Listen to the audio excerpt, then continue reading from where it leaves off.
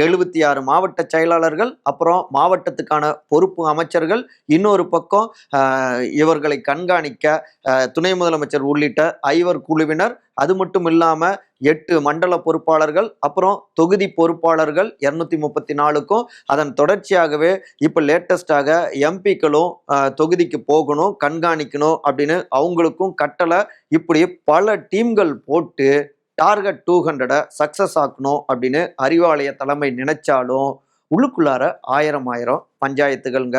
குறிப்பா மந்திரிகளுக்கு இடையே பெருசா ஒற்றுமை இல்லை அப்படின்னு குமுறுறாங்க உடன்பிறப்புகள். உதாரணமா சொல்லணும்னா சென்னை தலைநகரம் எடுத்துக்கிட்டோம்னா அமைச்சர்கள் திரு மா சுப்பிரமணியன், இன்னொரு பக்கம் திரு சேகர் பாபு. அப்படியே கொஞ்சம் கீழே வந்தோம்னா வேலூர் எடுத்துக்கிட்டோம்னா அங்க சீனியர் அமைச்சரான திரு துரைமுருகன், அப்புறம் இன்னொரு சீனியரான திரு ஏவா வேலு. அப்புறம் கொஞ்சம் அப்படியே தருமபுரி சைடு வந்தோம்னா திரு ஏவா வேலு, இன்னொரு பக்கம் மேற்கு மண்டலத்தை கவனிச்சுக்கிற திரு செந்தில் பாலாஜி முன்னாள் அமைச்சர். அப்புறம் அங்கேயே பார்த்தோம்னா திரு ஈரோடு முத்துசாமி, திரு செந்தில் பாலாஜி. அப்புறம் கொஞ்சம் இந்த பக்கம் வந்தோம்னா திருச்சி பக்கம் வந்தோம்னா திரு KN நேரு சீனியரு, அப்புறம் திரு அன்பில் மகேஷ் பொய்யாமொழி.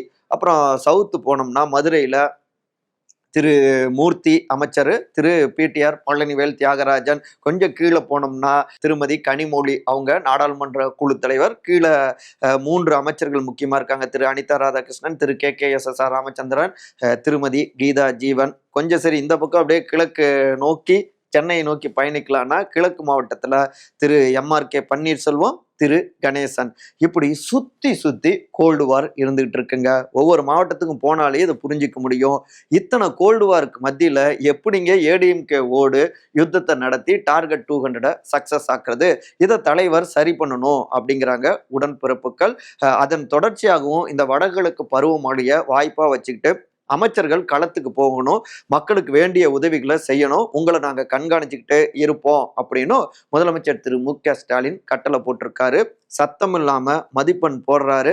அந்த மார்க் ஷீட்டை வச்சு, ரிப்போர்ட் கார்டை வச்சு இந்த ஆண்டு இறுதியில ஆக்ஷன் காட்சிகள் வெளிப்பட்டாலும் ஆச்சரியப்படுவதற்கு இல்லைங்கிறாங்க அறிவாலய தலைமையோடு நெருக்கமாக இருக்கக்கூடிய சில இளம் தலைவர்கள்.